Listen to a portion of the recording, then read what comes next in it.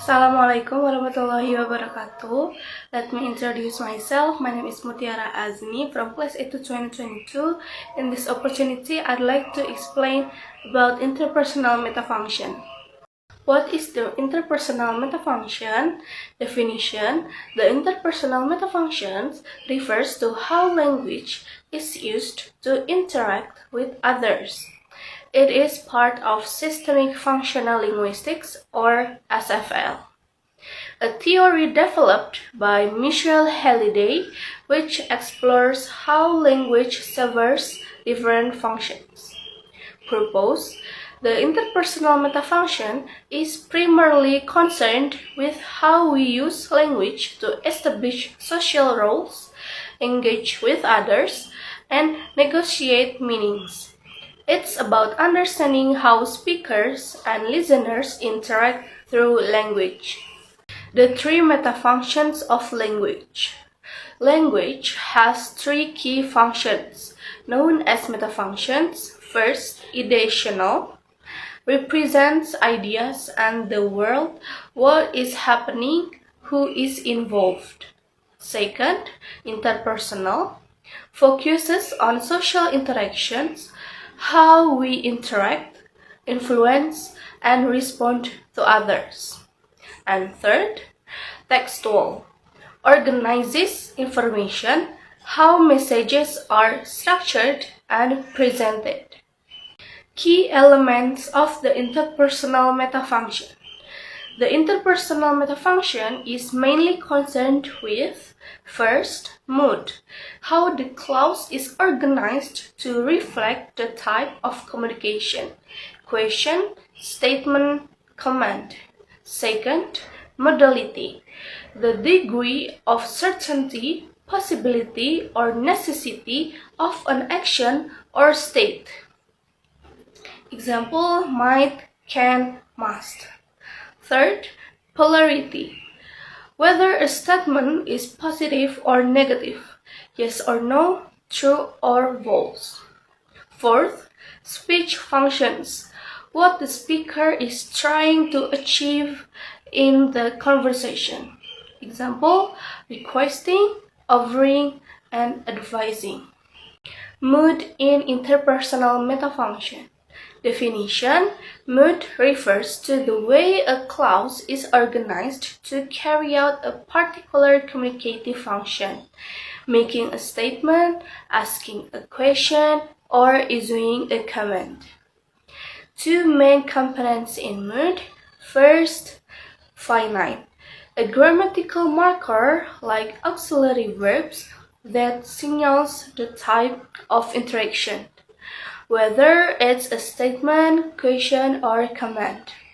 Second is predicator, the main verb that provides the core meaning or action. Types of mood. First, declarative mood, statement, function used to give information or make statements about the world. Structure, subject, finite, and predicator. Example: she is a teacher. In this example, she is the subject, is the finite auxiliary verb, and a teacher is the complement, which completes the idea. Purpose: used when the speaker wants to convey information or describe something. Second, interrogative mood, question, function used to ask questions and seek information. Structure, finite, subject, predicator. Example: is she a teacher?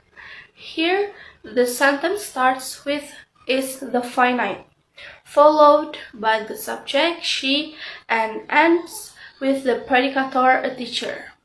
Purpose: to inquire and gather information. Third, imperative mood, command or request. Function used to make commands or requests, typically without a clear subject. The subject is understood as you. Structure: verb, base form, plus object. Example: close the door. The subject you is implied. The verb clause instructs the listener to perform an action. Purpose: to tell someone to do something, either as a request or a command. Components of mood. First, subject. The subject is the person or thing that performs the action or is in a certain state. Example, she is the subject in "she is a teacher." Second, finite. The finite verb indicates the tense or modality of the sentence. It shows whether the statement is factual, hypothetical, or in the future, and it can also convey politeness or certainty. Example, is defined in "she is a teacher."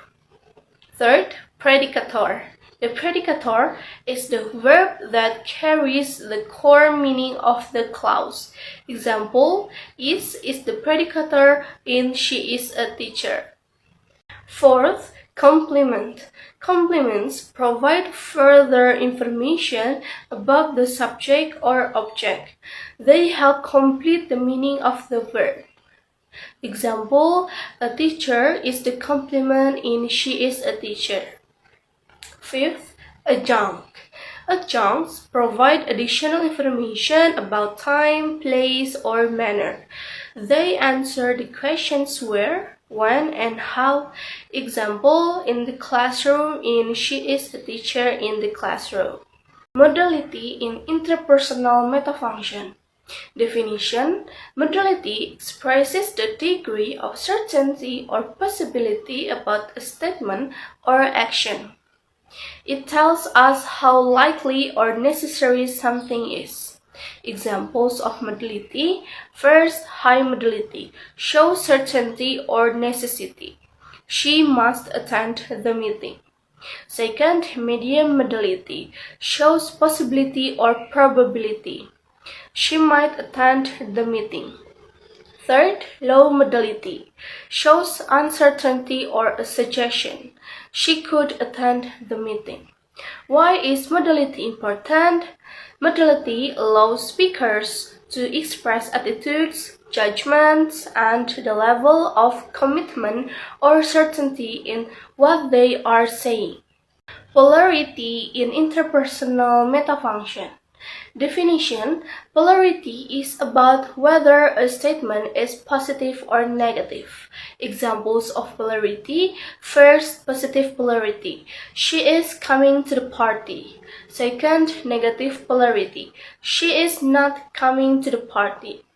Why polarity important? Polarity helps shape the meaning of a sentence and clarifies the speaker's intention, whether something is affirmed or denied. Speech function in interpersonal metafunction. Definition: speech functions refer to the purpose of communication. It helps identify what the speaker wants to achieve in a particular interaction. Types of speech functions. First, statement, providing information or giving facts. Example, it is raining outside. Second, question, seeking information or clarification. Example, what time is it? Third, command or request, asking someone to do something.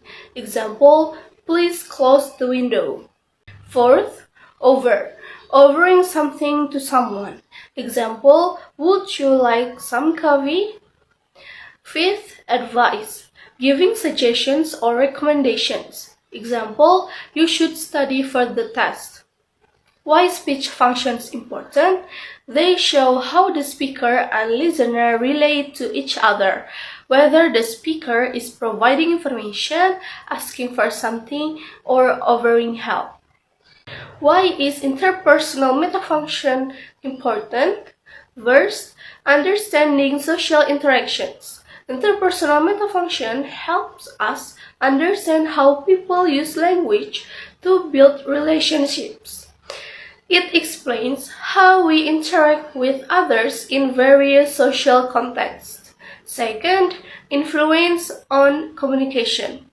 It helps us recognize how politeness, power dynamics, and social roles are expressed in language. For example, how we use modality or imperatives can reflect our attitude towards others and our social standing. Third, effective communication.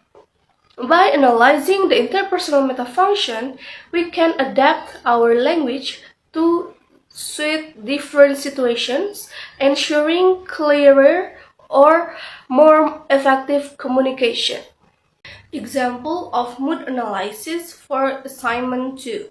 Last year, I had the opportunity to attend an international education conference in Bali. I, as subject, had as finite. It was my first time visiting the island and I was both excited and nervous. It, as subject, was as finite. I, as subject, was as finite. The conference was held in a large hotel by the beach with participants from various countries. The conference as subject was as finite. On the first day, I attended several workshops on innovative teaching strategies where I learned new methods to engage students in the classroom. I, as subject, attended as finite. I, as subject, learned as finite. During the breaks, I explored the local area with some fellow educators. I, as subject, explored as finite.